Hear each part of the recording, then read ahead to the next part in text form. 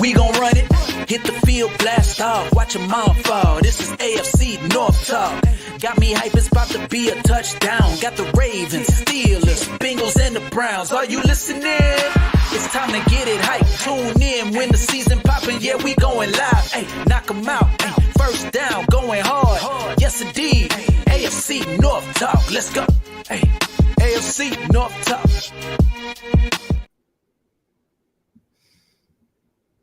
To another edition of AFC North Talk. We are sponsored by Manscaped. Manscaped, we're going to talk to them about them a little bit later. It was a great week one for most of the AFC North. Well, it was half and half. I'm about to say, not even for two of us, because Sonny don't feel great about that win in Houston, given what they walked out with. The only winner on this screen. Aren't the Browns technically in first place because they got the divisional? Look. Yep, look at this disrespect already I'm dealing with in week one. And look, I can already hear Bengal fans talking about some is looking proud to be up in that corner real quick. Yeah, I mean, yeah, switch it over. I'm trying. You know what I mean? I don't even want to say anything, but you can say what you want about Deshaun Watson's stat line. He looked like the best quarterback in the AFC North in week one. I'm just saying he was competing with 82 yards, 3 turnovers, and what can he Pickett do? Y'all don't want to talk about that one, do y'all, Pittsburgh? It's great to be a Browns fan. It's a great week to be a Browns fan. How y'all doing though? Y'all doing all right? Hey, at least you're not Jets fans. Like, you know what I mean? It could be worse. Could be the Jets for sure. I mean, look, if you're a Jets fan, you don't feel good. But if you're Buffalo, after the Jets lose Aaron Rodgers and you go and lose that game, it's going to be a long game. I thought we were going to be the stinker of the week, and then the Giants was like, you know what? Hold my beer, Cincinnati. They kept one-upping each other. You know what I mean? Like the Giants was like, nah, dog, we not for real. The Buffalo Bills were like, let me show you how unserious we are this year. Like they got beat. I think the Giants was horrible. They got beaten in that game in overtime, and Zach Wilson didn't touch the ball once. I said it on Twitter. I was like, hey, the best chance for the Jets to win this game is for Josh Allen to have the ball in overtime. Because Zach Wilson touching the ball wasn't good for anybody. True. Okay, let me go with some super chats here we have real quick. Not too bad for the Mels. Yeah. Cleveland Elves. I don't know what possessed Jamar Chase to give us some lines right before the game. Like that wasn't a smart thing to do, especially for a division rival. You don't need to give him any more ammunition. You don't need Myles Garrett to be any more motivated than he does. But I guess they wanted to pull it out of us. Joe Power says they always beat us and still go 7-10, baby. You know what that sound like to me? A cope. Oh, it sound like a cope to me. You know you can't beat us no more. You just accepted the fact that you're not going to beat us anymore. You're like, well, you're not going to win against other teams. Remember we made for the Chase Claypool for doing that? Well, the Chiefs go and clap y'all. That's what the Bengals are doing right now. That's what Joe Power is doing. You gonna get your friends on us? You gonna get your cousin on us? You can't handle it. It's Austin says great defensive performance by the Browns off on the Pittsburgh. Hey man, if this defense plays like they did against Cincinnati, it might be a rough 2 weeks for the Pittsburgh Steelers on offense. You want to get this one? Yep, Ravens. So Nation. And so Ravens. I don't know. Ravens Nation. I don't know where the O is coming from. $5 super chat says, all right, Q, let's talk trade. What do you guys want for the secret ingredient to beat the Bengals? Name your price. He wears 95 in brown and orange. That's the secret ingredient, right? And the other part of that ingredient is Jonah Williams. I don't know why they keep him on the field. I don't know why they keep doing this. They put Jonah Williams on the right side. I remember saying all week, yo, dog, they realize Miles goes over there, right? Like, he's still going to have to deal with this. And then on 4th and 2, biggest play of the game, what was it?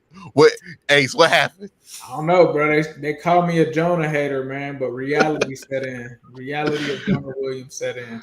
Yeah, I heard people talking about, well, he's going to be better on the right side. That's not what usually happens.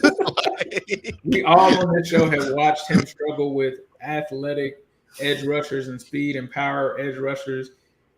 I mean, that's not going to change with him moving to the right side. But okay. Mm-hmm. Yeah, technique is technique. And then Lyle Collins got cut today, correct? Lyle was cut today, which is crazy. It's like, all right, I guess we full in on Jonah, and I guess we're cool with not having O-line depth, even though it's cost us the last 2 seasons. But man, that's an interesting one. I don't know why that happened. That was crazy. Injury? Was he not looking like he was going to come back or something like that? That's the only thing that I can hope for. That's the only thing that I can think is maybe the knee isn't where it's supposed to be. It just didn't make any sense to me for them to do that unless he asked for his release himself, because he's like, look, bro, I'm not coming off the bench behind Jonah Williams. Like, that's a little crazy. But David Miner, $2 super chat. Elf, mayor of Cincinnati. Hey, y'all won. You get to pop your stuff, bro. I'm with it. Ray Rags, $5 super chat. Q doing a bunch of work today, putting out 4 videos. And AFC North Talk. This is one of the hardest working men on YouTube, bro. So shout out to Q doing this thing, making sure that y'all get that content, because, man, it's not easy to be as consistent and put out that many videos every day. So salute to Q for that. I'm just trying to keep up with Engraving, man. Yeah, Engraving is another one, man. Get a notification every time I think I'm working hard, I'm like, how many videos Engraving post today? Dog, how he do 7? It's just one person. Like, I know him. It's not a company. It's one man doing that. Yeah, it's one man. One man show. Nova Stone, $2 super chat here said, Purdy is for real. 20 years of dominance incoming. I will say this. Brock Purdy did look good. Not going to lie. 20 years of dominance is a little much, Nova Stone. You might want to put a little long. He's pretty good. And he was pretty good in week 1, but 20 plus years of dominance is a little crazy. Well, it's always interesting when the quarterback's new, right? Because we don't imagine there being a ceiling when the quarterback's new. Steeler fans had a hard time doing this with Kenny Pickett. And I imagine when Kirk Cousins first came out, right? It would only go up. It only goes up. And now we're talking about it being Kirk Cousins. So we'll see what Brock Purdy's ceiling ends up being. Probably have a good idea for it at the end of this year, because he's going to have to, probably he's going to play in the playoffs. He's not going to get hurt. We'll see if this is somebody who can get you to a championship game this year, or if there's somebody who's going to be the same story that Kyle Shanahan quarterbacks have always been, which is good enough to get you there, not good enough to get you over the hump. Dismez OP, $5 super chat. Appreciate that, bro.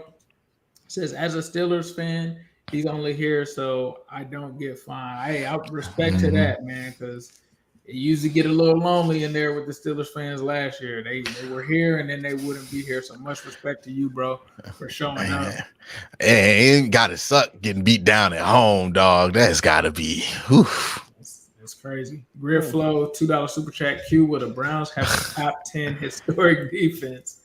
Let's shoot for best defense. Top 5 in the NFL. You know what I mean? Let's shoot for there and then see what happens. But it was a pretty good performance. Like, I don't think that anybody's going to do anything statistically that impressive to an opponent that good all year. I mean, like, Joe Burrow had 82 passing yards and 34 attempts. That's not happening again. Nobody of that caliber is getting held to that. And some of it was the weather for sure. But, like, those corners really, like, they came to work. Grant Delpit was amazing. They was playing press man and doing their thing. So yeah, shout out to them for sure. I know we're gonna get into that later. We got any other super chats you want to go through, Sonny? Or no. Let's talk about the Steelers game. Let's kick it off with the Steelers game. I was wrong. I picked the Steelers. I did tell the guys when I heard that Bosa was gonna play that I'll switch my pick in our chat, but it didn't matter. Like, if Bosa didn't play, Bosa played. That line of scrimmage was dominated by the San Francisco 49ers.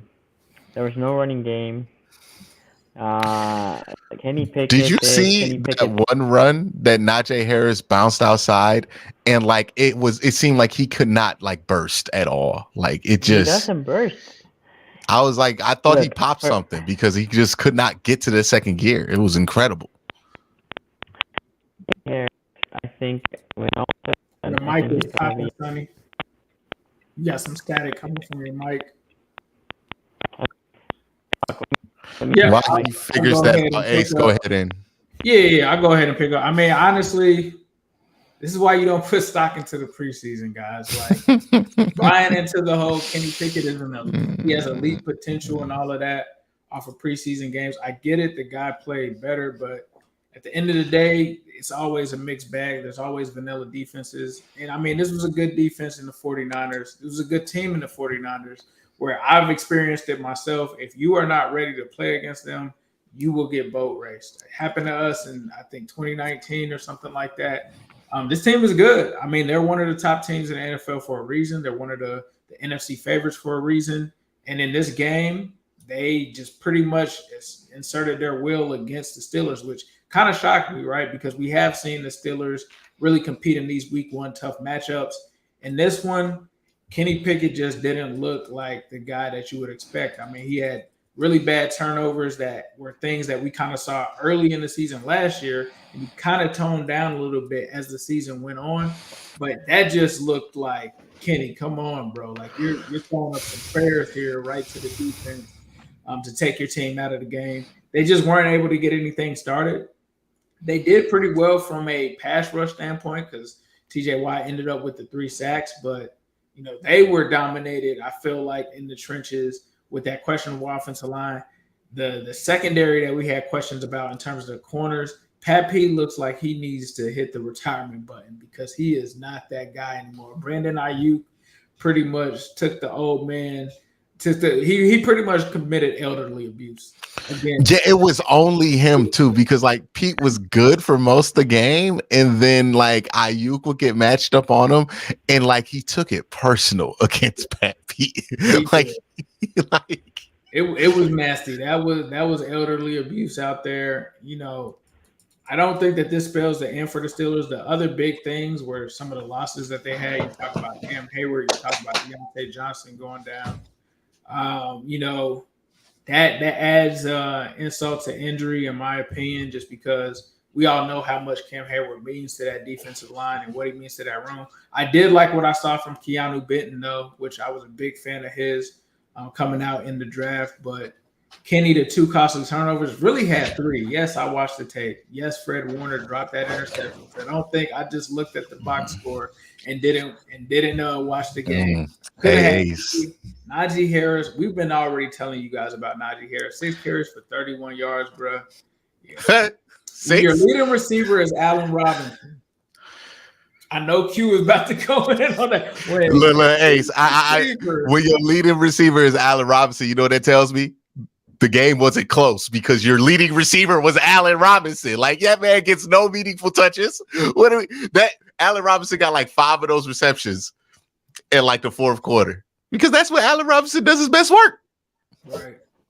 And then Christian McCaffrey just went peak hands in this game. The time that you don't want to play Christian McCaffrey is week 1, right? Because he's an injury-prone guy, but we all know when he's healthy, he is a problem. And he was a problem for them in this game. 6.9 yards per carry. Had a 65-yard. When I saw that highlight, I was just like, what is up with the Steelers' run defense? Like, I get it. Christian McCaffrey's amazing and all of that. But goodness, that was nasty. Brock Purdy somehow still got sacked 3 times in this game and still was able to pull it out. For me, the Steelers, if I'm you, where was George Pickens at, man? Like, he had 5 receptions on 7 targets, but I expected him to be wide receiver 1. That's not to say he can't bounce back because he's definitely going to have much more on this play with Deontay going down. But it just was a mismatch. And I think, this game is symbolic of where the Steelers are in terms of contenders. Like, there's going to be teams that they're going to beat that may be average teams, below average teams. But when you get into these games with the heavyweights, how are you gonna manage it? After seeing them give up, 5 sacks to the 49ers, and you got that line that I just played in Cleveland coming into town, I don't know, bro. All the concerns are valid. The offensive line, the corners, Kenny Pickett, Najee receivers. I mean, I don't know, bro. Nah, it's still cooked, bro. It's still cooked.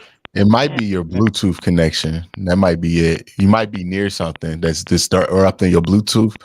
So like move around your house and see if that fixes it, because I think it might just be a signal issue for you. Go ahead, Q, man. While he's figuring that out, we'll go ahead and get your thoughts on it. See, I think a lot of people are going to focus on Kenny Pickett. I'm not surprised by that, right? I was never even close to the whole Kenny Pickett's real thing. Like I thought that was fool's gold.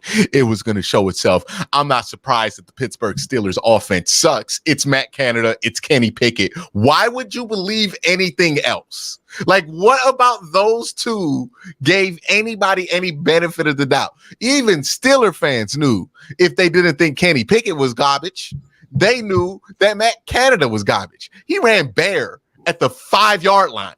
Okay, like that's what he ran on offense in the NFL. He's garbage. We know he's garbage. All right. So that's not a surprise. Najee Harris being very limited as a running back, not a surprise. Jalen Ward, that run game, that offensive line, none of that's surprising. What should be concerning about Pittsburgh is that they told everybody in the media been telling us this lie about them being a top 5 Super Bowl ready defense, right? Did that look Super Bowl worthy to you? Nope. It looks Super Bowl worthy. All right, you got Pat Peterson out there on the island, one-on-one with Brandon Ayuk. That's not Super Bowl worthy, point blank, period. That whole situation with Pat Peterson. And yes, Mike Tomlin usually finds a way to make older guys look okay. He did that with Joe Hayden, but I do believe Pat Peterson is significantly older than Joe Hayden. Like, it's not the same thing. So I don't really think that that's going to fly right there. Those corners, that didn't look good.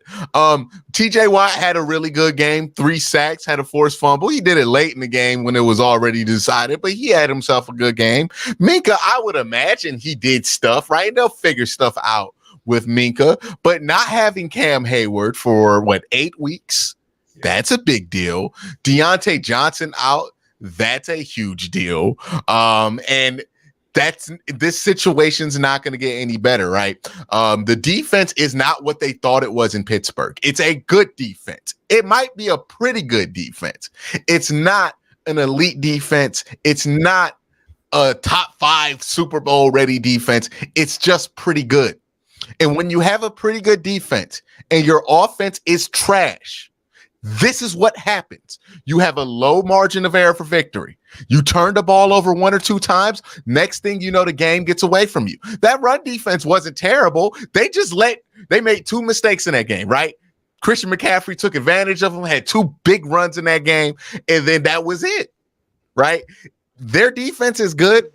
Their offense is bad. And they have no margin of error. I'm hearing an echo. I'm not like a really clear echo. Yeah, I think but yeah. Sonny can't catch a break, man. I'm sorry. Are we on Deontay Johnson watch? How many days has it been since Deontay Johnson scored a touchdown? It's been since the pandemic, right? Or 2021. We was wearing face masks last time Deontay Johnson scored a touchdown. All right, some people have graduated community college from between touchdowns for Deontay Johnson. It's been that bad. Deshaun Watson was out the league shorter than Deontay Johnson might get his next touchdown. Like, that might be what it is. But it's the same issues, right? The defense is all right. The offense is terrible. There's really no fix in sight. You were praying on hope that Kenny Pickett was going to be decent. What if he's not? What if this is what Kenny Pickett is? It can happen. Second year quarterbacks are no guarantee. They would not be the first team to bet on a second-year quarterback that was out on a second-year quarterback. Look at the Jets and Zach Wilson, right? Like, it only took 2 years for them to lose all that optimism for him. So my whole point here with the Pittsburgh Steelers is they are who we thought they were. They're a limited offensive team, and they're a good defensive team. They'll probably win 8 or 9 games. And this is what a team that's limited is going to do when their quarterback makes a ton of mistakes versus a far superior team. Hey, they might come in, play Cleveland, and play a much better game. People are going to feel much better about them. I don't think they're a terrible team, but they are limited, and they can't afford to make mistakes. They made a bunch of mistakes, and they paid for it against the 49ers, and they're not a team that can even crawl, scratch back. Also, this whole George Pickens thing, him having 2 receptions, people were telling me he's supposed to be a Jamar Chase, right? Like this is what you were hearing out of Pittsburgh with him. So they got to figure out what made it so easy to stop him, right? Because even Jamar Chase had found a way to get 35 yards and 5 catches. Like he was completely non-existent, only working the outside of the field. And again, like we said with Kenny Pickett for the last year, middle of the field work non-existent. They just did not work the middle of the field. They ran some meshes, they ran some stuff, and maybe it's Matt Canada, but the fact is Matt Canada going to be there the whole year. So this offense right now, it's trash like we all thought it was. And what do you do if this offense is trash and this defense is not that great? Like it's just pretty good. Brian Flores ain't there anymore, fellas. Brian Flores ain't there anymore. Now you getting the Terrell Austin experience. Bengals fans know it very well. You know, you're lucky he only gave up 391 yards and not 500 yards of offense. But Q, Sonny, got some trivia for you. How many days do you think it's been since Deontay Johnson last caught a touchdown? We're not counting the Pro Bowl touchdown. Sorry. We're counting the one for the Steelers. I'm saying at least 500 days. Okay. Well over 500. 4-6. Oh, okay. So 640. You sound good. 640? You guys ready for the real number? Oh, yeah, 982 days since Deontay Johnson last caught 982. It's probably going to be 1,000 since he's going to be out a couple weeks. 900 days. Damn. Does somebody got a graphic of that? I need to retweet that. Like, I'm gonna have to put one out. We're gonna queue it up for the Cincinnati.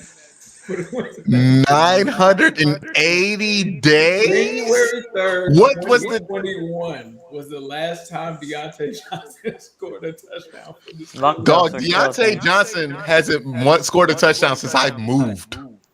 Like 982 days. You were in Cleveland last time he scored a touchdown. Yes. Yeah, Sonny, now you're coming in real good, bro. So go ahead and give us a little bit of an echo, but you good. Sorry, guys. I'm hoping to have my setup next week. Anyway, so the Steelers for me, Kenny Pickett did his thing. I agree with Q. I was listening as I was trying to set up here.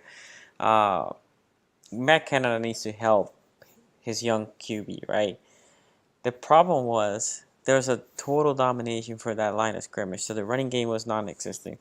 We talk about Najee Harris, and I was trying to say before my mic got all screwed up that Najee Harris, it's all said and done, he might be maybe a third down running back where he can get you 2 yards in a short game because he's strong, but he ain't not about to get out away from defenders, right? He's not that guy. Receiver-wise, I agree. I was expecting Pickett. Not Pickett. Pickens. Where's he at, right? And I know the whole controversy that he liked a post and all that, but that's all I heard. Like you guys, like, oh, wait for Kenny and George. They're gonna be lighting it up. AFC North. You will see. Kenny will be closer to Burrow, and we have our Burrow and Chase. And by the way, shout out to Tony because Tony did make a funny joke about it. He said, I don't know if you saw that, right?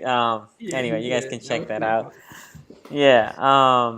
But yeah, Canada needs to help his offense better. And then on defense, Steelers have been for years now having this problem. That interior run defense, even though Cam Hayward has been there for a while, teams have been able to run through that B gap. And it could be because the 49ers are always great at running scheme, right? They always they scheme the run well and they can run almost anybody. But that is concerning, right? Like the 49ers didn't just run, they dominated in the line of scrimmage. They ran at will. Christian McCaffrey had a game. Purdy had a game. It was just a lopsided win. And Steelers need to do some soul searching. They need to figure out what happened, right? They did lose against a good opponent, so it wasn't like they lost to a slouch team. The 49ers are a good opponent. It's how they lost. They got dominated, right? And when you get dominated, you have to look what happened here. Where did we win wrong? Obviously, defensively. TJ did his thing at the end, like you said, right? The three sacks, no slash. But where was Highsmith, right? Where was because the whole point with the Steelers is we have a dual elite pass rush, right? Not only TJ Watt, Highsmith last year played great without TJ Watt. So you would only think with TJ Watt his game should be elevated. Now not having Cam Hayward there, if that middle it becomes softer, that's gonna be very hard for those pass rushers, right? So overall, the Steelers, I was disappointed. Again, I picked them up, and even when I told the guys that I think San Francisco is going to win, I expected a close game. I did not expect the domination of the San Francisco 49ers over the Steelers. Okay, we have a couple super chats here. Hey, I get it. David Miner, $2 super chat. Seriously, I lost respect for Zach Taylor. I'm not gonna, because I've been critical of Zach on this show, but to not have any kind of game plan for this game was a little crazy. Like, and to blame it on the rain as a coach, that's a little crazy to me, man. That's what he said. Yeah, he was like, "Oh, it was heavy rain, the most rain that I've ever seen since in my career," and I was just like, "All right, dog." Like, I understand. I know the Browns had a dome when they played, right? When they went out on offense. Everybody knows if it rains, you run the ball. Like, I don't know where you've been if you think that you're just supposed to act like it's 80 degrees outside and no winds. But that was a little pathetic for me. So I didn't respect that answer. I'll say that. Professor Chaos, $5 super chat. Q, will the Browns bring Leatherwood up from the practice squad because of the Conklin injury? I don't think so. I think they feel fine with James Hudson being the swing tackle while DeJuan's out there, and that's just how they're going to roll with it and keep Leatherwood developing on that practice squad. You know, that hit even harder because it was like I personally wanted DeJuan Jones so to see go down. Yeah, he had himself a day. Come in. I'm like, I got Jonah Williams, and this could have been what I had. And then they cut Lyle Collins. But then he gets in, and then he I saw him push Sam Hubbard on the ground, and then he just fell on him, all 380 pounds. He just sat down on him, which was crazy. Fourth round pick. Right, that was insane. Great pickup by the Browns. Nova Stone, $2 super chat. If you have a Hall of Fame quarterback, you don't have games like that. Oh, I guess you're talking about Joe Burrow. What did he on the Joe Burrow bandwagon a week ago? I don't know. I don't know. He's all over the place. He's all over. This man. Why on Lamar though? He was on the Lamar bandwagon too. Now, so he only talked about Brock Purdy where everybody else sorry. Right? Oh my God! Here we go. Brock Purdy is the new Tom Brady, according to Nova Stone. Here for $2. Purdy has the poise. And hold on, what did he say? Purdy has the poise and his underwear smells the same as Tom Brady when he sniff it. All right, Nova. All right, we got you. You think he go to sleep with Tom Brady bed sheets on? Like, we got you. He's definitely one of those guys with the. He definitely got a 12 flag that he ties around his neck like a cape. He definitely has the fat head. He definitely has the Tom Brady flat head in his room on his wall for sure, and a Brock Purdy one apparently. Since he's the next Tom Brady. $20 super chat from Ray Rags. Q, I can't believe I really saw sports show host give Joe Burrow a pass for the performance in the rain, but say Watson played bad like it was 80 and sunny with no wind. Every time he had the ball, weather obviously affected both.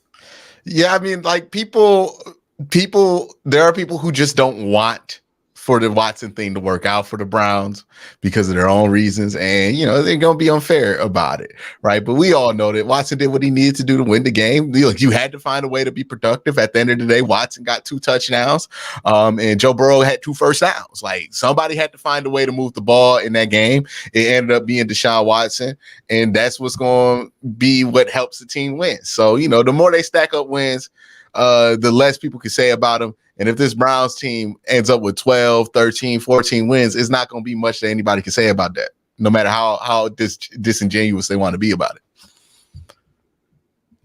Nova Stone here, $2 super chat. Don't talk trash to Purdy. Pat P learned tails. He did say that. He did say it was gonna be some tails from Brock Purdy, and then he got cooked. That's What? nasty. Why do people talk so much? Like it's so easy to say nothing in these press game, like these pre-game interviews. It's so easy to say nothing, and That's people crazy. still just say. That's crazy because he was like, man, he was like, I like Pat P. I actually met him and everything. They had a picture and everything together, and then dude was talking about he's got some tails. That's a little crazy. And Pat P too old to be doing this, man. Like, ain't he like 30, like Yes. 435 or something like that? Like, he should know better. He not 20. Like, this ain't shut down kick returning Pat P no more, dog. Like, stop. You cannot cash these checks anymore, Patrick. Not at all. They bouncing right now. Dark Side Golf for $4.99. Grandale Pitt plays like that all year, and the Browns might have co-defensive players of the year. Grant Delpit was something else in that game, man. Like he was out there playing linebacker, took some snaps in the slot, playing man on T. Higgins. Like that was an assignment. He took him down the field, and he still got a PBU. He had some tackles for losses, 5 runs, 5 stops. Like he was really good. Also, before we move on from that Steelers San Francisco game, all I'm gonna say from my agenda is watch Fred Warner in that game and then watch Roquan Smith play any game and tell me that Fred Warner is not clearly a better linebacker than Roquan Smith. Because I watched Fred Warner for like 2 quarters. I was like, yup, I don't ever see Roquan do like that. Okay. I'm just saying it's pretty obvious. I'll just go watch Fred Warner in that game. He's much better than Roquan. Roquan's good, but he's like CJ Mosley good, who's really good. Just not Fred Warner, just not the top. You know what I mean? It is what it is, though. Sonny, you have any rebuttal before I read this other super chat? All Pro. Who was the All Pro last year? Well, I don't know if Warren was also All Pro. Warren's really good. Warren is amazing. I would say they're probably for me the top 2. Top 2 linebackers. I think top 5. I don't know about top 2. I wouldn't say that Roquan is in the neighborhood. I would say that they have different zip codes. He's looking at houses in the neighborhood. I say Fred Warner got a castle, and Roquan Smith got an apartment in an adjacent neighborhood. You know, like he's in Fred Warner Heights. You know what I mean? Like not Fred Warner Heights. You know. P-Dub88, $5 super chat says, they say Cleveland fans act like it's the Super Bowl. Heck yeah, haven't won a home opener since 2004. Draft used to be Super Bowl, then HJ and preseason Super Bowl. Now it's game 1, game 2 next. Anytime a team gets upset, they go to the opposing team's fans and be like, "Oh, it's your Super Bowl." It's like, shut up, bro. Like you lost. Like, oh, I bet Chiefs fans were doing this. Like to Lions fans, "Oh, I guess week 1's your Super Bowl." Yeah, they beat the Chiefs on national TV. They get the ride on that. Like you just get rolled on if you lose a game that people think you should win. And y'all talked like y'all thought the Bengals had, like, not you, Ace. Ace was reasonable about this whole situation. But some of y'all was talking like y'all didn't realize that the Bengals did not have a great record against the Cleveland Browns in general, and especially in Cleveland Browns Stadium. Yeah, for sure. Ray Rags has a $2 super chat here. George Pickens is already one in the league. Is this true? Did you see? There was an Instagram thing where somebody said somebody got to get that man the ball, and he liked the tweet. There's some Odell stuff coming up with that. You know what I mean? That smell like, I know what that movie smell like. Smell like come get me if this season goes left. Gagan S for $2 said, "Bro, Miles Straw had more." He's talking about baseball. Skip him. Time. Yeah. Boo. Football on. Like, turn that shit off. It's over by baseball. I ain't gonna lie. I don't even know who about to make the playoffs. Who's favored to win the MLB right now? Don't nobody here know. No idea. No idea at all. Is it the Orioles? Oh, wait. Is it the Orioles? Orioles, baby. Let's see. Orioles, baby. We're coming. Who has a better win percentage? The Ravens or the Orioles? The Ravens. They're 100 right now. No. I'm saying who ends up with the better win percentage? Ravens probably. I mean, the Orioles are 75. I don't know. They're about the same, I think. Well, if the Orioles at 75, the Ravens gonna be below because they're gonna be below 500. Nah. Nova Stone got a $2 super chat here. It says, take a discount like Tom Brady, then you won't get destroyed. I guess he's talking about Joe Burrow. That's crazy when the other quarterback got 230 of them boys. What you mean discount? Like, it wasn't the discount that got him beat down. They spent money to stop what happened there, and it didn't stop it. Like, the solution wasn't good enough. You know, Jonah Hill on the right, Jonah Williams on the right side to stop Myles Garrett. And poor Alex Kappa, by the way, Myles Garrett dribbling a basketball on like the second play of the game, just coming straight at you. It's like, what's he supposed to do with that? That was crazy. Jeff Lauderdale for $20. Pitt will be all right. Game got away from them early, and they couldn't recover. Offense would have looked a lot better had Kenny not had his worst game as a pro. I think he had a worse game than that. O-line held up well in pass protection, field position, hurt the defense. Didn't Kenny have a game where he threw like 3 picks though? Philadelphia last year, he was worse. Yeah, Philadelphia. Hey, another good defense. I don't know. There seems to be like a common denominator here. Like Mark for $5. All the Brady heads have flocked to Purdy for some reason. My Boston friend has him as a top 5 quarterback. That's kind of crazy. They should know Jimmy G 2.0 when they see him. That's kind of crazy. I mean, I like Brock Purdy. When you talking about Tom Brady, that's Tom Brady, dog. Like it's hard for me to even compare Joe Burrow to Tom Brady, let alone Brock Purdy. That's crazy. They addicted to that underdog story. Yeah, but people need to stop comparing to all-time greats, right? It's not fair to the player either. Anyway, before we hit the Ravens game, Ace, can you tell us about the sponsor? It is Fresh Ball Fall, presented to you by Manscaped. It's upon us, and you need to be in the festive spirit. Light a candle, get some pumpkin spice, and make sure your balls look nice with our sponsor of today's show, Manscaped. Nature may clear the leaves of the trees, but you'll need Manscaped's help to get you ready for that sweater weather. Get your pants, puppies, prepared for cuffing season with a trim as refreshing as a fall breeze by going to manscaped.com and using our code AFC North Talk for 20% off plus free shipping. It's time for the nice flannels and cozy socks, but we can't forget to trim our balls. By now, you have heard of them, but it's time to join the 9 million men who use Manscaped and get the kit that covers it all, the Performance Package 4.0.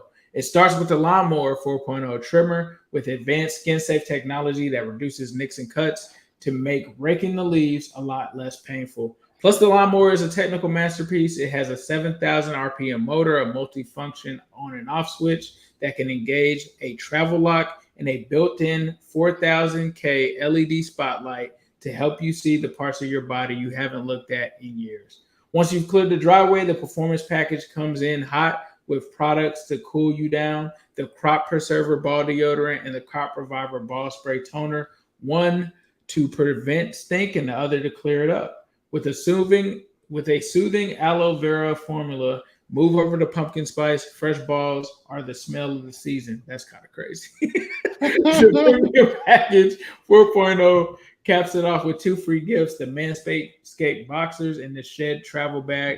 That's one to hold your Manscaped goodies and one to hold your man goodies.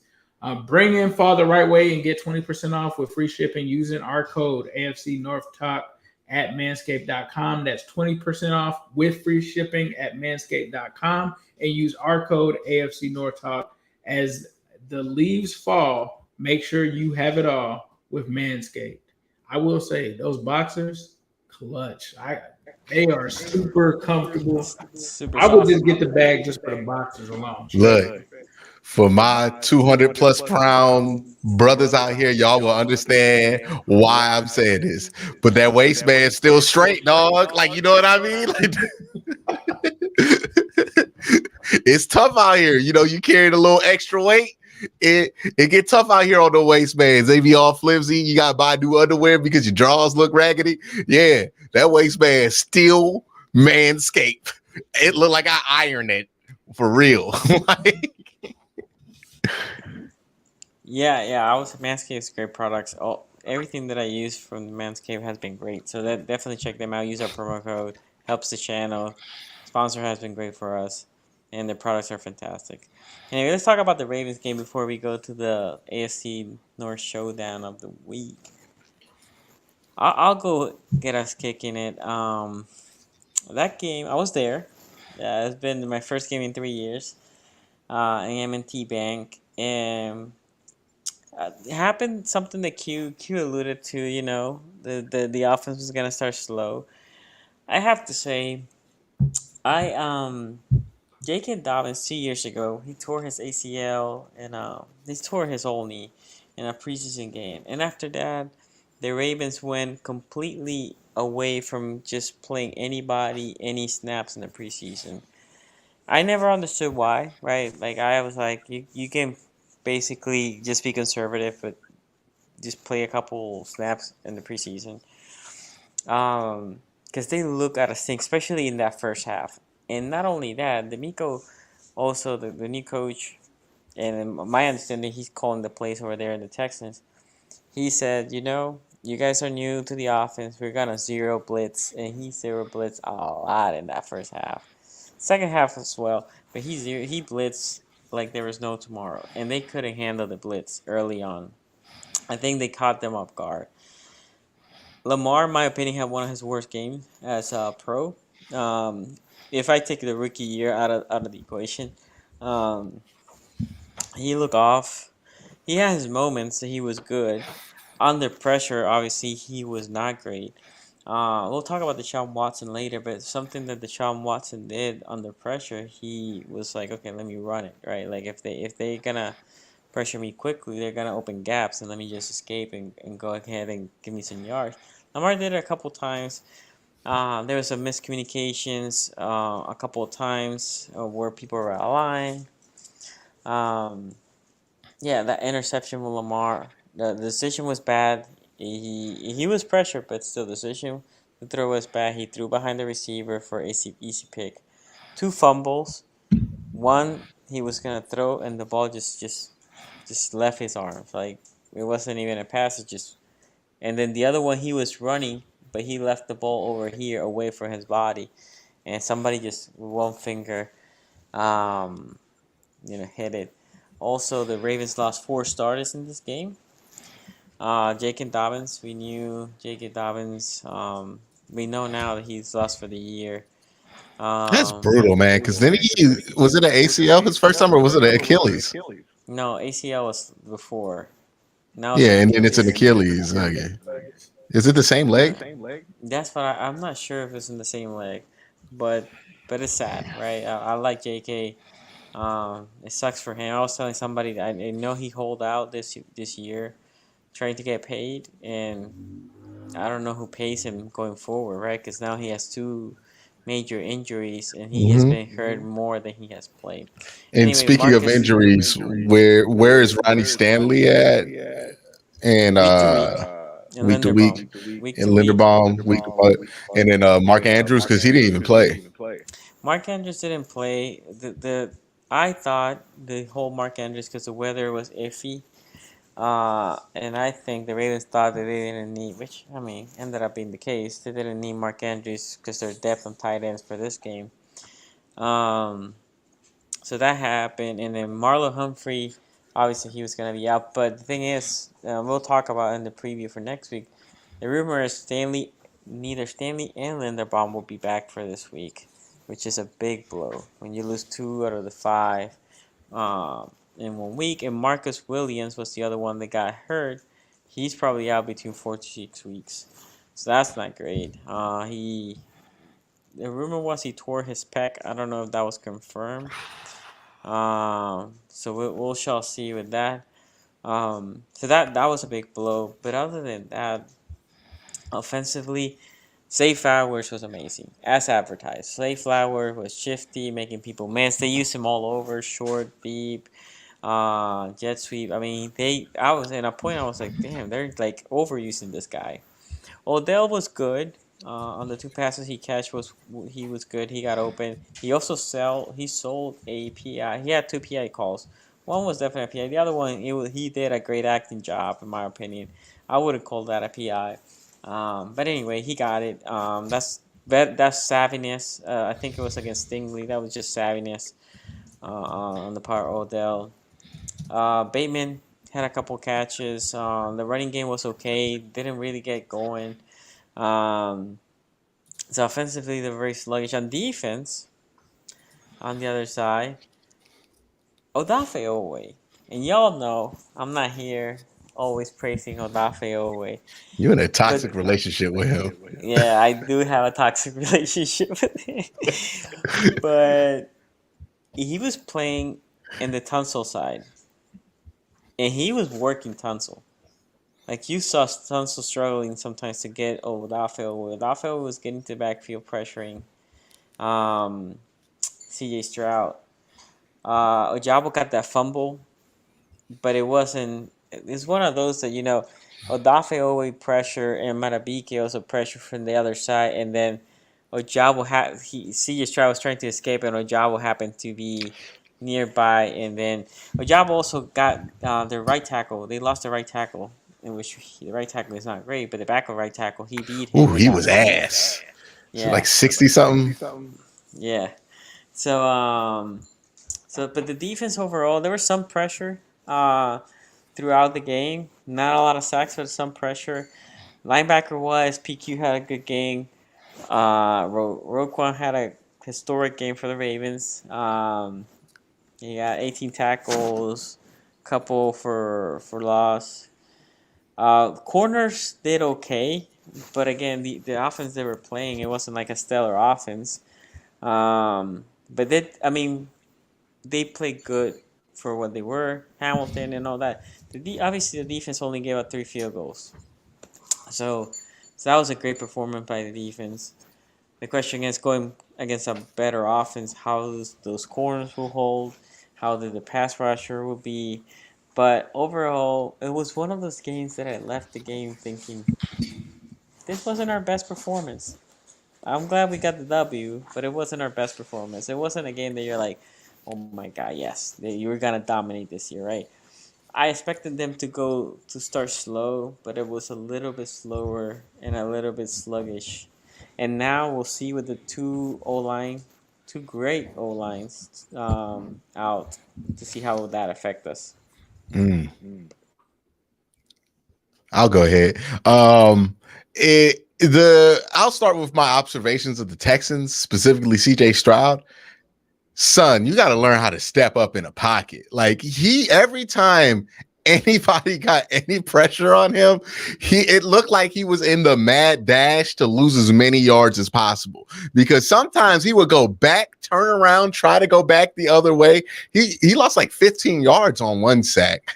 So CJ is going to have to learn how to play with pressure. He's a year away from figuring that out. He's nowhere close. I really am worried about CJ Stroud after that game, because you don't usually get much better, right? At figuring out pressure in the NFL. Like, either you have the right instincts, you have the right footwork, you don't. It wasn't great from CJ Stroud, and they just have their best wide receiver is it Robert Woods? Or Nico Collins? Nico Collins, yeah. Well, they do have Tank Dell. It's supposedly Tank Dell, but I don't know. Tank Dell was nowhere to be found on the offensive side of this game. I saw him return a couple punts, but he was nowhere to be found. All I heard was intended for Tank Dell. I didn't hear any receptions for Tank Dell.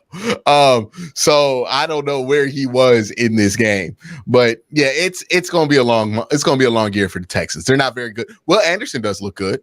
Like, he looked pretty good. I thought that they had some young edge rushers that flashed in that game. I would be a little concerned for the Baltimore Ravens on a couple of things. Your tackles struggled more than I expected. And it's one thing for Morgan Moses to struggle. I thought Ronnie Stanley, even before he went out, it wasn't the old Ronnie Stanley, right? Like I think he got a couple false starts early in the game. He was letting guys get past him that usually would never get back. This is a guy who's done well one-on-one with Myles Garrett before, right? It doesn't look like he's the same guy, but maybe he's just going to take a while to get back, right? He hasn't been healthy in a while, but that was a little bit concerning there. Zay Flowers, though. Look, man, put him in everything, right? Like, that's the one guy on that offense where I'm like, it might be different because that dude's different. He's dynamic with the ball in his hands. Do some Deebo Samuel stuff. Get him some handoffs. Get that dude in the offense, right? That guy is going to be – imagine like a read option with him and Lamar in the backfield. Like, those two are so dynamic. I think that's something real there. I think Zay Flowers is going to be a real big deal there. I would have loved for their other wide receivers to have better days, but it wasn't that kind of day for him. Lamar had a rough time. I don't think he really had a rough time throwing. It's just he was under pressure so much, right? Like he just got pressured. When he was under pressure, he didn't do well, and he had the fumble and the interception. So it just wasn't a banner day for him. Defensively, look, we knew the Ravens were going to find a way to get pressure. The question with that is, and if they can get pressure, they will get pressure. They know how to get pressure in Baltimore. The question is, when a team is good enough to make an adjustment on them, what happens to that defense, right? When a team is able to take advantage of that, right? Joe Burrow, the Browns, they have tools, weapons in place that, hey, you can't just send it all there and think everything's going to be okay. So there's still some questions about Baltimore that this game against Houston was never going to answer, that still need to be answered. We'll see more in Cincinnati this week. I think for both teams, both teams would like to feel better about the product they put on the field this week than what they did last week. So, yeah, I think overall, look, they won the game. They did what they're supposed to do, and it wasn't really close. There's some things you wish they could have got out of, not as injured, and you wish you had a cleaner game. But all in all, they look fine. I still have all my concerns that I had going into that game, but I don't think that was going to change no matter what they did. Yeah, I think for me, man, watching this game, as I was kind of, experiencing the Bengals disaster, I looked over and I'm like, it's 7-6. Why is it still 7-6? And when you look at this game, the only quarter where it wasn't close was the third quarter. Like you look at the first half, it was 7-6. And then in the fourth quarter, both teams scored 3. It really was that third quarter where the Ravens kind of came out and embraced their will. The one thing I'll say is they did win, which is always important. But I think there were some things that you could be concerned about. Like when I turned on the film and started watching it, the pressure on Lamar Jackson, even when Ryan Stanley and Linderbaum were in, was apparent, and I thought was kind of concerning, right? Lamar had some of those sacks I feel like he got out of and ran and got the first down, and I just didn't like what I saw from them in that standpoint. And that was kind of my question for them the whole offseason. Like with them going into a new offense with Todd Monken, for them to not play the starters at all in the preseason, I thought was a mistake. And it kind of showed. They were still able to bounce back. But I think from an offensive line blocking standpoint, you kind of saw some concerns. You didn't really see them run as much as they usually do, right? Because we're used to the Greg Roman system. I do think Zay Flowers was definitely promising.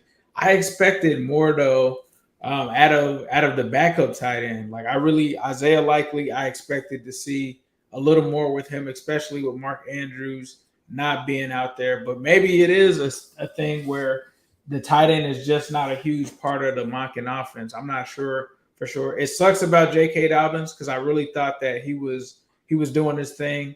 Unfortunately, goes down and gets hurt. We did see some stuff out of Justice Hill. And I think, like we said, Zay Flowers, who I kind of picked to be the Ravens' leading receiver this year, I think that hype is real.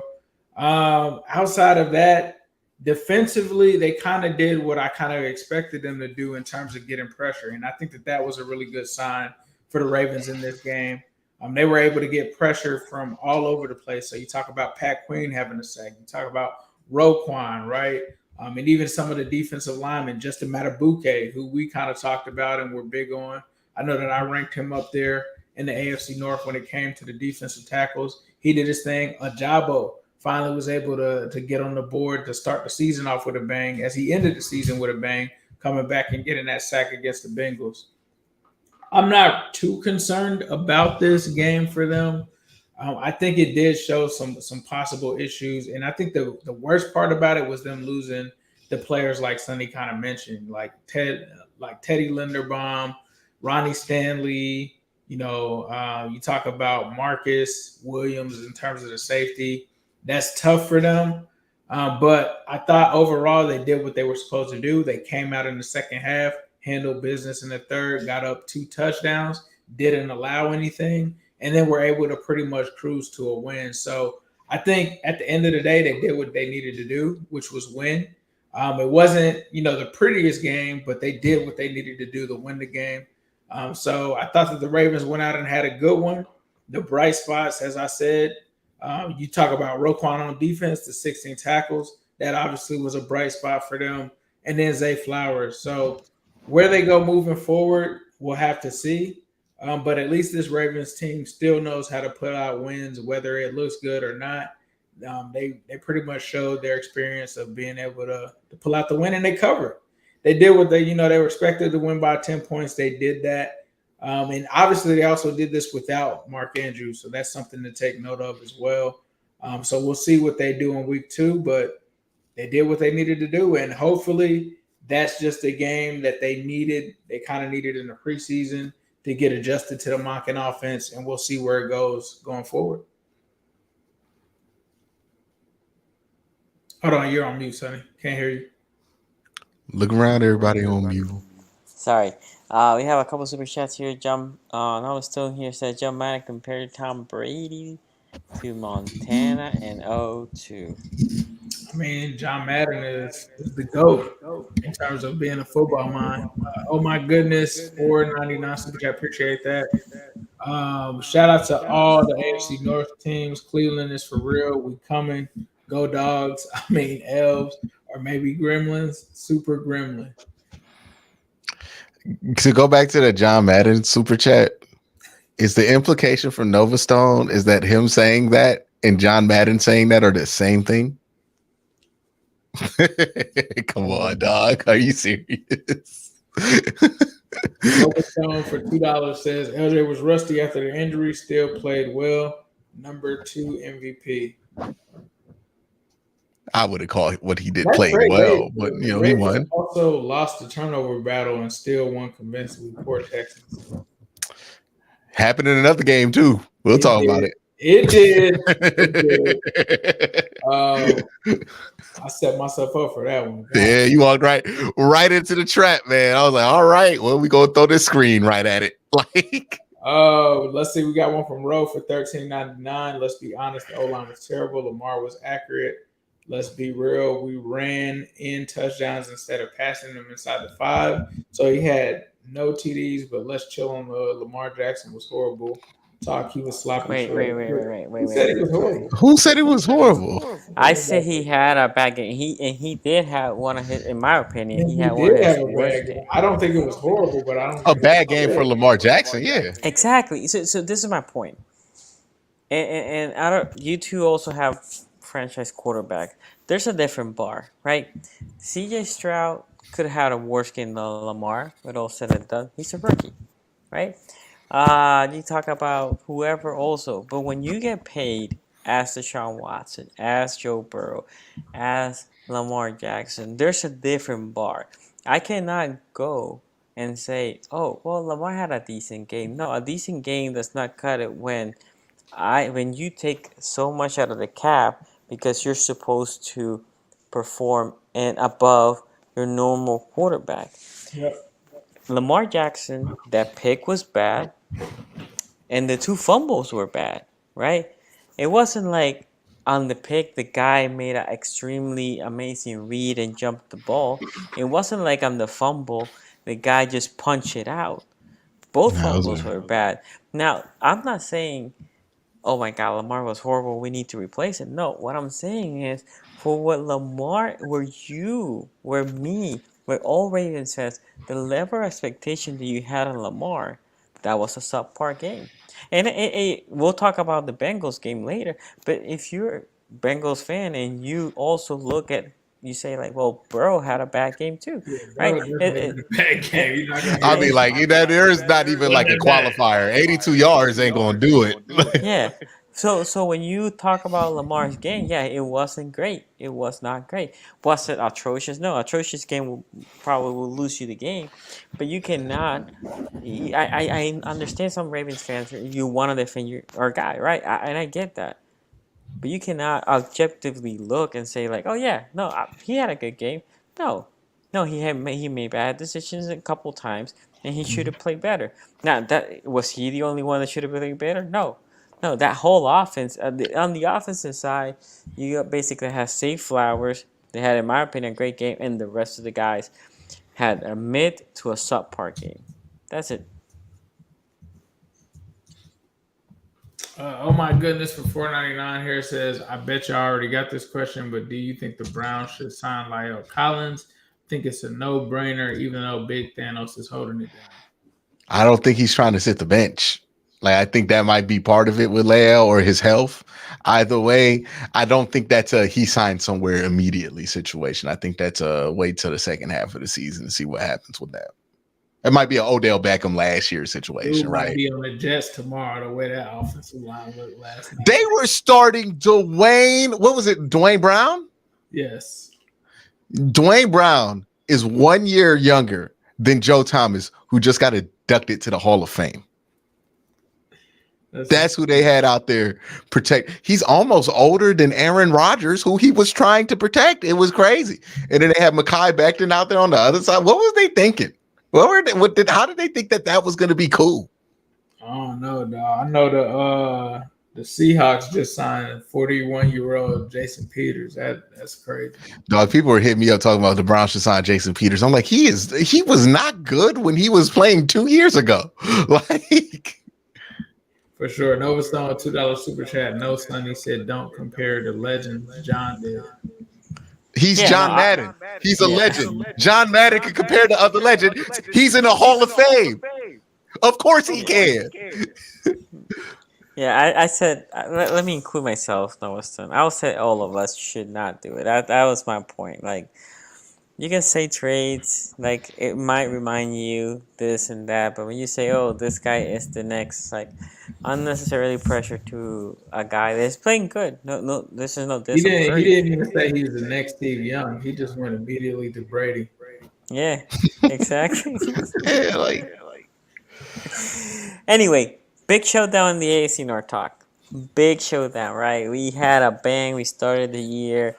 The defending AFC North winners, and the Browns last year were last.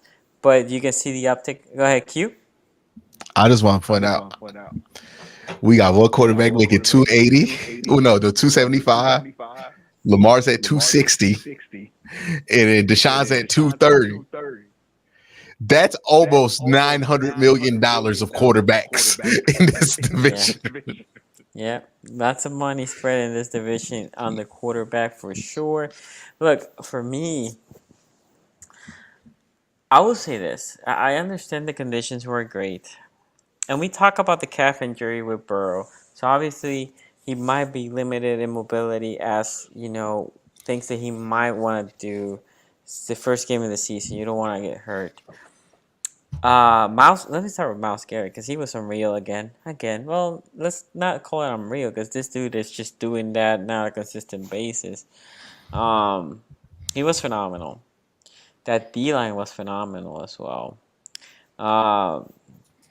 With O-line, you're always as good as the weakest point, which is pretty good common with O-lines, and Browns knew where to exploit it. Browns were camming with pressure, especially with the conditions they knew. We talk about this. I think Ace mentioned it also in before the season started, but how the Bengals were gonna move away from running the football, right?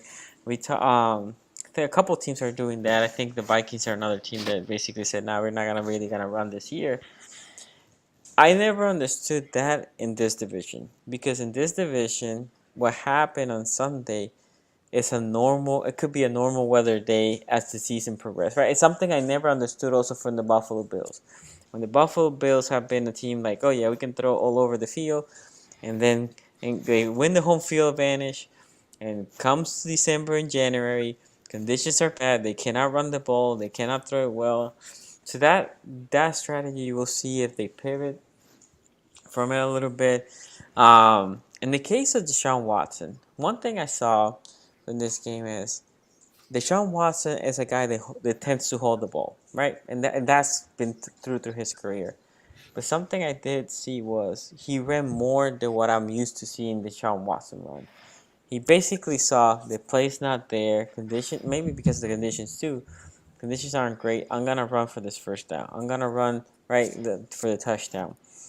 And I think if you're Cleveland, or if you're against Cleveland, and now Deshaun Watson's gonna add that, because again, he used to hold the ball, but not to throw. To throw it, not necessarily to run it. If he's gonna add that level, that just makes that offense a little bit harder to defend. When your quarterback is also willing to go get that first down. Plus, you had Nick Chubb, right? That even getting passes on the screen, running the ball, right? We know what Nick Chubb is, right? And then your receivers, from Amari Cooper to the rest of the guys are good receivers. Then this offense becomes that next level. The O-line obviously suffered the injury. The O-line was okay. I don't think the O-line was like what I've been used to 2 years ago, Cleveland O-line, but still was okay. But that defense, I think if we go back, the story has to be that defense, right? The defense, we're talking about Cincinnati, one of the most prolific offense in the whole NFL. What Cincinnati can throw at you from all different angles, different receivers. That defense, and it starts with the D-line, right? That D-line, that pass rush, relentless. Delpit, the guys talk about a little bit about Delpit. This is the last year of Delpit's rookie contract, if I'm not mistaken, Q, right? Delpit? Yeah, it's his last year of rookie deal. Yeah, and he played like he wants to get paid, right? And guys tend to get extra motivated on this last year. Not only Delpit, I'm just saying around the league, he was phenomenal. He was probably the top safety in our division for sure. This week, and then he just played amazing. The corners, again, wasn't Ward? Didn't Ward go to somebody after the game and said, I was reading like No, he that got was a tied up. joke. Oh, that was a joke. Okay, Yeah, so that wasn't real. That was fake news. No, he did not go to the Bengals locker room and tell them to tighten up. That's not what happened. That would have been epic. That would have been epic. Anyway, the Cleveland Browns. We talked about last year how the defense was holding them back, right? And before the year started, we talked about, can this defense with all the names actually perform as all the names? Well, 1 week they did. So shout out to Cleveland. They were outstanding. Yeah, I mean, you got to give Cleveland credit. That's where it starts for me before I address my Bengals. Cleveland came out here hungry, ready to play, focused. Jim Sports, you got to tip your cap to him. The way that he came out with that game plan was amazing. He played press man. There was one point where he actually did hide a little bit of stuff, which he traditionally doesn't hide anything, but it was one play where I believe someone ended up getting a pressure or something like that, but he showed it at like the very last minute, and the guy comes through the line, almost gets to Joe Burrow. But the way that they played on defense, extremely dominant.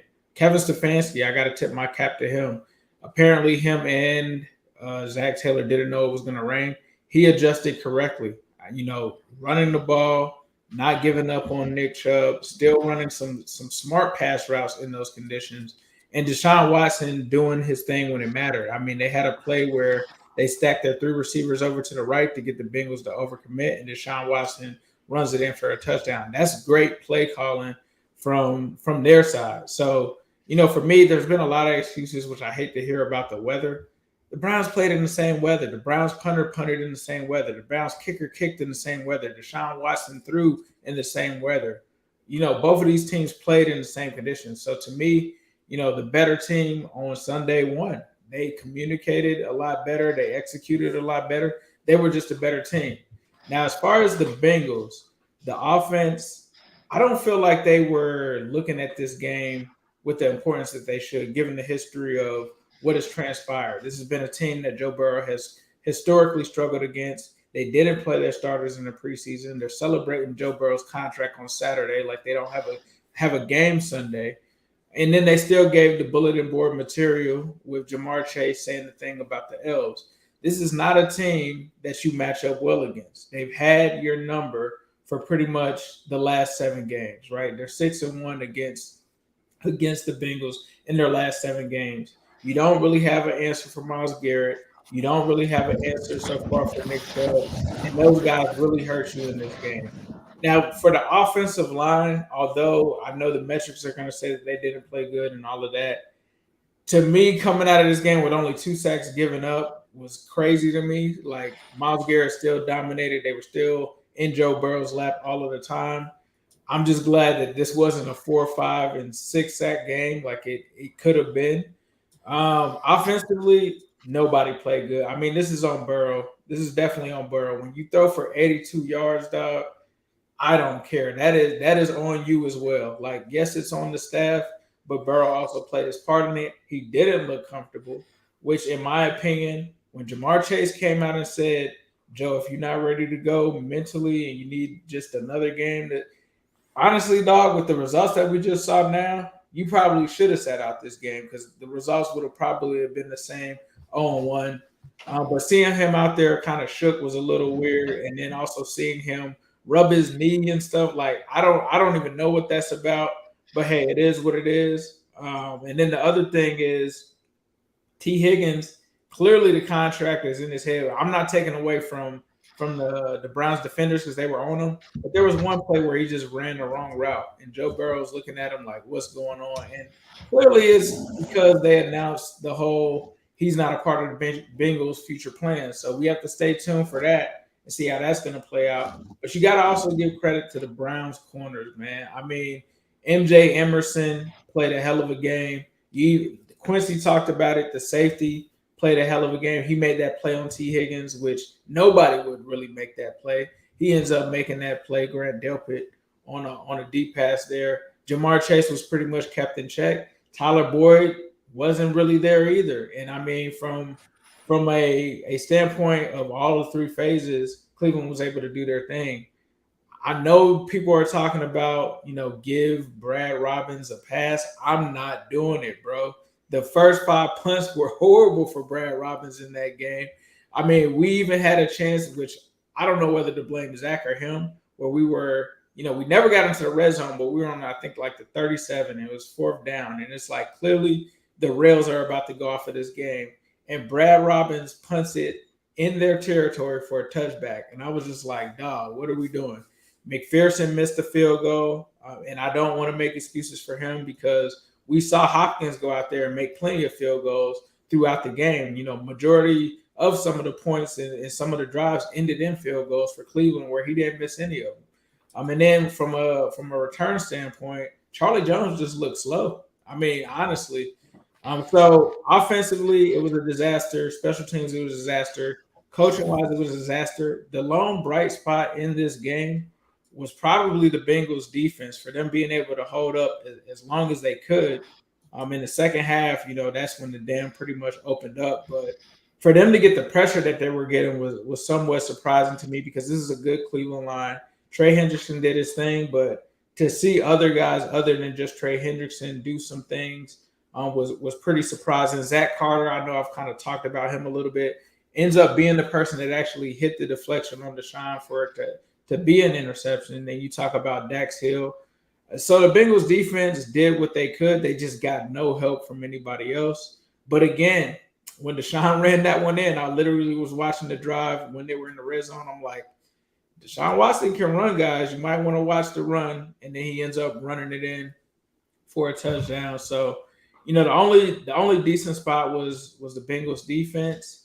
But this is a good Browns team. You knew that it was good on paper. You knew that you struggled against them historically. And they deserve to take the victory lap. Like, for people out there saying like they're already preying on the Browns' downfall.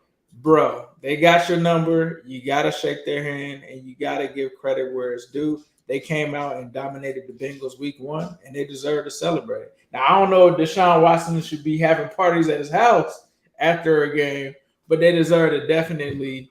That happened.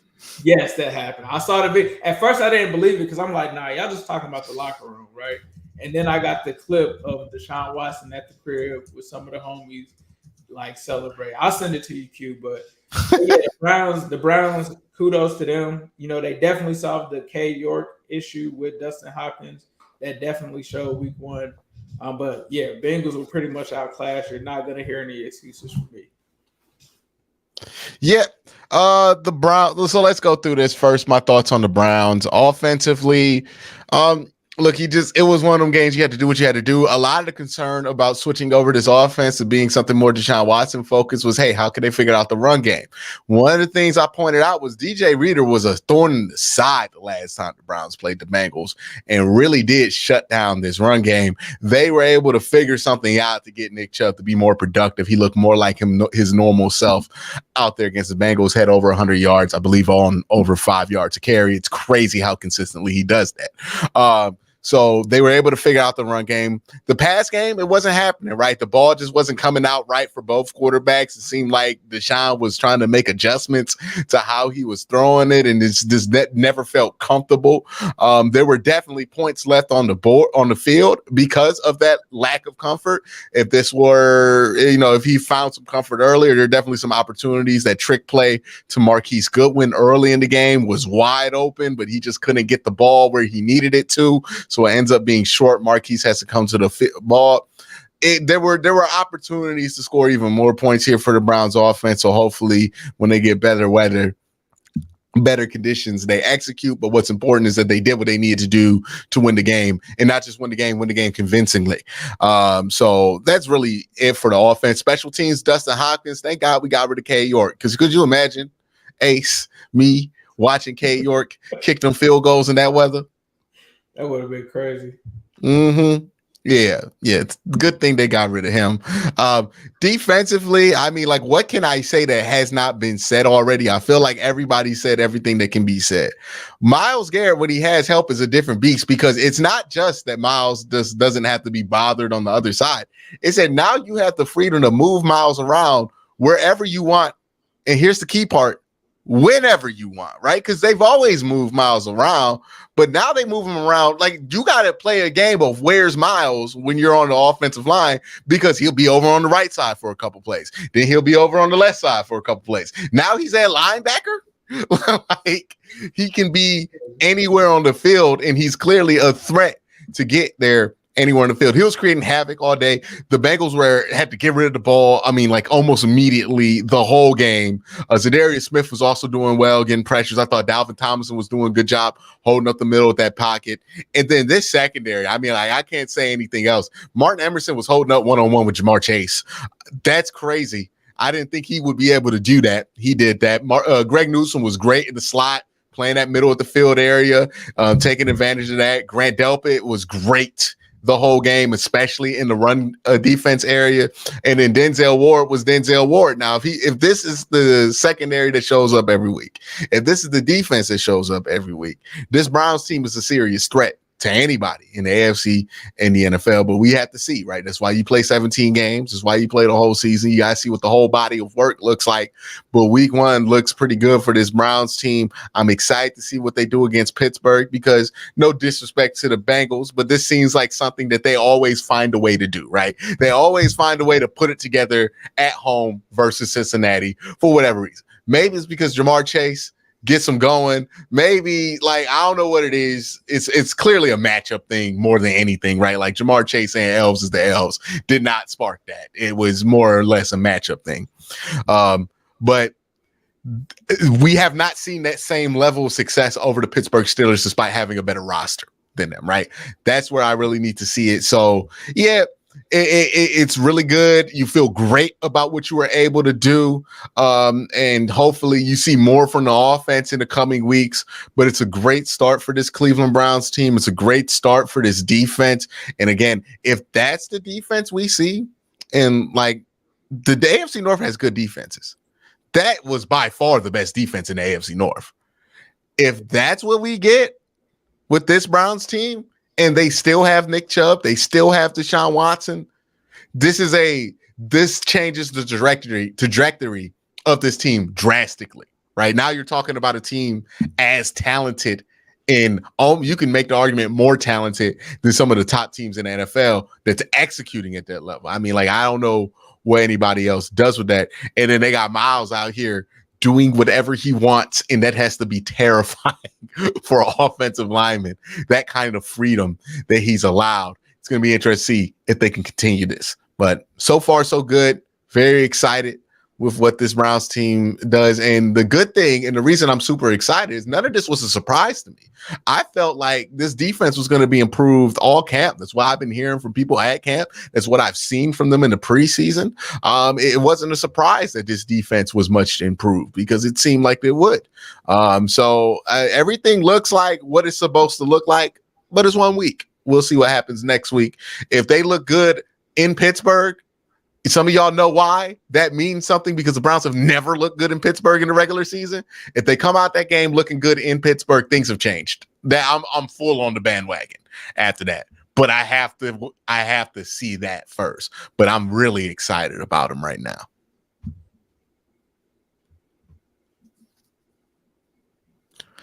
Ray Rag says here with the super chat. Oh, in an interview after the game, he had full body cramps. He had to get an IV for the first half. He was holding the ball too tight because of the weather. You know, you'd be surprised, but like NFL players get IVs at halftime all the time. Right. Like, it happens all the time. Like, these dudes be exhausting themselves in them games. For sure. David Miner for $2 says, how is Danny Dimes going for you, Q? Yeah, not great. And in my other league, guess who's my starting quarterback, Ace? Who? Kirk. No Burrow? Kirk. Oh, no, I'll be all right. Aaron Rodgers. Oh, that's tough, bro. I had a similar thing happen to me where auto draft happened and I got Kirk Cousins, dog. Kirk Cousins is my starting quarterback. I got black Kirk Cousins, Dak Prescott on one of my teams. Like, I'm not excited about this. How did the Cowboys win a game by 40 points and Dak had under 200 yards passing? No idea, bro. The defense. I auto draft both. I had Kirk and Dak. So you just get to pick the same flavor of shit. Like, you know what I mean? Like, which one do I want? The blue one or the purple one? Like, yeah, it's gonna be a rough year for me in fantasy football. I got B-John though. I got B-John in one of my leagues. Yep, so B-John too. Yep. Yeah. Auto draft. I might have to start him and Algier because I got Algier too, but Algier went off for like 25. B-John went off for like 19. Hey man, you see the Falcons play? They not throwing the ball. Desmond Ridder not capable of it. Like, they not throwing that ball at all, dog. Like, it's rough there's a lot of teams in the NFL this year that ain't gonna be able to throw the ball. Shout out to a lot of teams. A lot of people in that Williams sweepstake. Oh yeah, the Caleb Williams. Yeah. Yo, if I were the Jets, I would give my whole defense the year off. You know what I mean? Don't even come to work. You don't need to go through this stress again of this Zach Wilson experience. Just don't come to work, and we're gonna get Caleb Williams next year, and we're gonna be all right. That's what I would do. Keep your first round pick because you don't gotta give it up to Green Bay anymore because he's not gonna play 65% of the snaps. He didn't even play 1% of the snaps. That's unfortunate, man. I can't imagine being that excited at home. Like, it was perfect. Monday Night Football, 9/11. Like, I was getting like me. I was at the crib getting excited for the Jets too. I'm like, yeah, you know what? This might be. You know what? They got the throwbacks on. Yeah, I'm feeling this. And then he went down to that ground, and I was like, ain't no way. That, man, look. I've never seen anything that unfortunate. I would have left the stadium.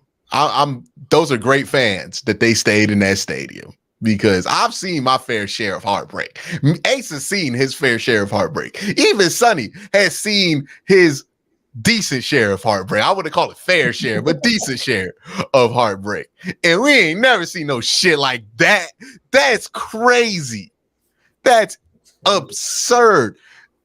It did end up like a TV movie though at the end where the undrafted guy, you know, brings it together and then they end the movie and then they tell you in the cutaway that Aaron Rodgers never played a football game again. Like it was kind of a Disney movie, but damn, dog, Jets fans, I hope y'all find a way to like be scrappy and win 9 games this year. Y'all deserve it. You know what I mean? Y'all deserve a fun run. You know what I mean? A fun 10-win surprise season. That's what you deserve because that's crazy. Y'all shouldn't be. That's nuts. Yeah, that's the Rodgers injury sucks.